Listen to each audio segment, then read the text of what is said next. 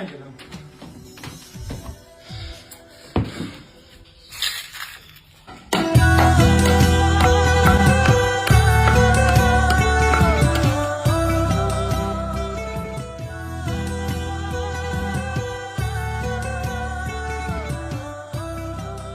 এভাবে রাগের মাথায় কাটতিতে পেরেক পুঁতে আমার কি লাভ হচ্ছে?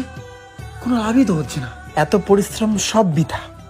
না, এবার পরিশ্রম না করেই নিজের রাগটা নিজের মধ্যেই কন্ট্রোল করে নেব। হ্যাঁ, কোনো রাগ করবো না আর।